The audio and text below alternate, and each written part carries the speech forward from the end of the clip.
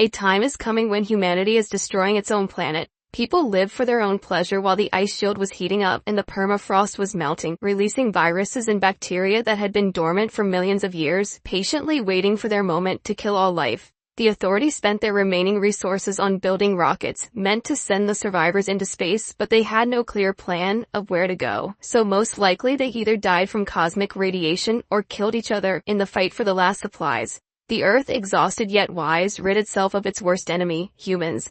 Those who survived found shelter high in the mountains, far enough from the infected territories, but no one knows how many there are. Eve is one of these survivors. She has a small military robot named Arthur, battered in the climate wars. He creaks, rattles, and looks like a homeless man, yet he still carries out his program to protect Eve, though it's unclear whom he's protecting her from. On this particular day, Eve is getting ready to head into the city, even though Arthur considers the trip dangerous. He urges her not to drink any water there under any circumstances. Eve, meanwhile, reminds him to keep a better watch on their base. When the robot expresses bewilderment, she explains it's just a joke. Something the robot doesn't understand, though theoretically he knows such things exist. Eve drives into the city along a dusty road strewn with all sorts of junk left by civilization. Reaching a Rex supermarket, she finds what she needs, and for some reason takes a packet of lavender seeds, even though they likely won't sprout. Before leaving, she scrawls a note on the wall with the coordinates of where she lives, hoping someone will read it.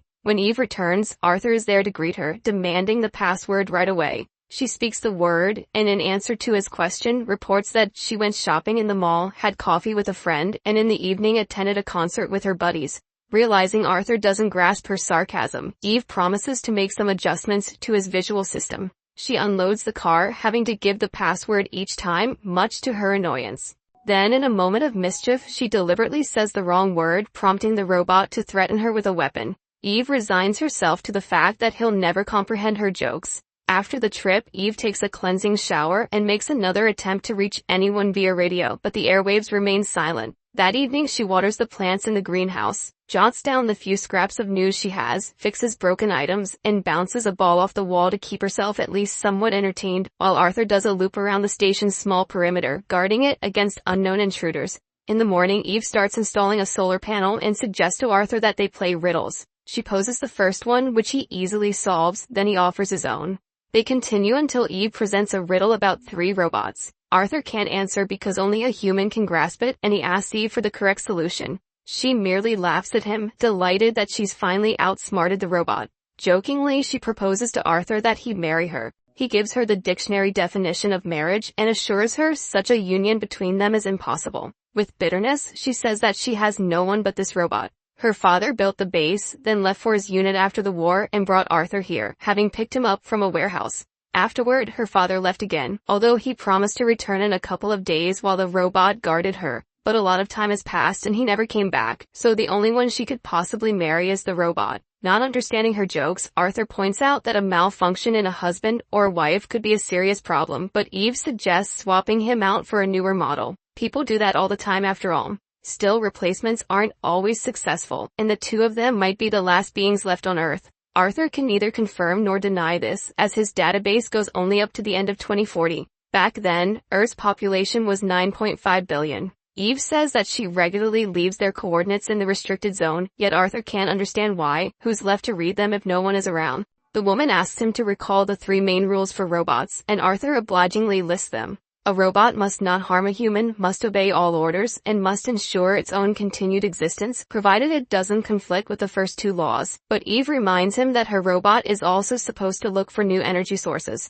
Arthur points out that he's a patrol robot, not a collection robot, and that his role is to prevent intruders from entering. In his view, an intruder is anyone who doesn't know the password. Eve reminds him that during the climate war, he served at the border and let no one pass, simply because people didn't know the password. At that time, India was suffering a severe water shortage. Temperatures soared so high that people and animals were literally cooking alive. Their only chance was to flee somewhere with a possibility of survival. Meanwhile, the North had lined its border with thousands of robots, leading to the most massive slaughter in human history. It amounted to genocide of people fighting for their lives, but later, Arthur's memory was wiped. If she had known the password, she would have reflashed him long ago, granting him new responsibilities instead of this pointless patrolling. After all, she needs a cleaning robot that can be useful. For now, she finishes installing the panels, after which they can hang some lights. Christmas is coming soon. The girl wonders what to give Arthur for the holiday, but he reminds her that robots don't receive gifts. Eve laments that he's just a hunk of metal without any emotions, and pleads with him to at least pretend to be sentient. As sunset approaches, Arthur finds Eve and admits that he'd like a new eye for a present. Eve promises to take care of that after she decorates the tree. Arthur recalls the riddle about the 3 robots and asks her to reveal the correct answer, but Eve refuses. That evening, she does her required chores, then pulls out a box of Christmas decorations. The next morning, she informs Arthur that she's leaving to find an artificial Christmas tree because there are no living ones left. As always, Arthur warns her of how dangerous such a trip could be, tells her to wear her suit, take a spare oxygen tank, and never under any circumstances drink the water. Eve starts loading her gear, but when she returns home, the robot stands in her way, demanding the password. She automatically states the old one, but Arthur won't let her in because a new one came into effect that day, and it automatically updates every 3 months. Eve remembers that the new password is written in a book on the fridge, but she can't access it without getting inside, and Arthur won't let her in. She tries every word that comes to mind, but how can she guess one single word among millions? She attempts to negotiate with the robot, reminding him that she's the only person here. Most likely, she really is the last human on Earth, having outlived everyone else, fighting daily for survival. Will she truly die here outside the base? Just because she doesn't know the password, Eve tries to simply walk past Arthur, but he raises his weapon. She realizes he's not bluffing. Stepping aside, she tries to figure out what to do next. There must be a way out. The robot's patrol area is limited, so while he can't see her, Eve has to devise a solution. After some time, Eve approaches Arthur again, acting as if nothing happened. She says she needs an axe to chop down a tree and will give the password the moment she's inside the base. Unexpectedly, Arthur reminds her there are no living trees anymore, so why does she need an axe? Once more, Eve tries to talk the robot into letting her in. He knows her perfectly well after all. He confirms that he recognizes her, but he cannot allow entry without the password. Eve proposes he let her inside for just a moment to glance at the password. Then all will be well. And if she says the wrong word, he can kill her, but the robot points out he can't do that because his purpose is to protect humans. In this scenario, the only person he can destroy is a stranger, an intruder. And that means anyone who doesn't know the password. Seeing that it's a dead end, Eve backs away. She spends the night outside, periodically pelting the robot with stones, but never forcing him to leave his post. Morning arrives. Eve turns her clothes inside out, covers her face, and goes up to Arthur, trying to pass herself off as a refugee seeking asylum. She recalls that under Article 14 of the Universal Declaration of Human Rights, everyone has the right to seek asylum from persecution in other countries. Arthur agrees to discuss it with Eve once she returns from behind the generator. Eve steps away and then comes back looking like her usual self. Arthur reports that a stranger came by the day before and a refugee also showed up just now. Eve instructs him to offer the refugee water next time she appears. Eve moves out of sight, changes her outfit, and returns as the refugee. She requests water, but Arthur begins questioning her, trying to determine whether she's a political refugee or a climate refugee. Eve says she's a political refugee because climate refugees have no rights whatsoever. However, the robot demands proof that she was persecuted in her home country. She reminds him of the Geneva Convention, which states no such evidence is required. But the robot insists a refugee must explain why it became dangerous to remain in their country, and he asks her to provide an answer. Eve explains that she fled from war, the aggressor burned her house, killed her relatives, and even shot at her. The robot deems that sufficient, yet demands documents. Losing patience, Eve questions what documents a war refugee could possibly have. Still, the robot recites procedural steps, filing an application for the border service, and so on. Frustrated, Eve just asks for water. Arthur promises he'll do so only after he gives water to Eve, who's already dehydrated and at risk of dying. Eve spends a second night by the generator. In the morning, she tries once more to pass, but upon seeing Arthur on duty, she gives up. He asks if she's certain there are no other humans left on Earth, otherwise where did the stranger and the refugee come from? But Eve is too exhausted to argue with the machine. Arthur notes a nearby station that's been running for a century, implying someone must maintain it. Eve assumes only mindless robots are in charge. Arthur refuses to bring or carry anything off the base, so, in a twisted move to protect her, he kills her.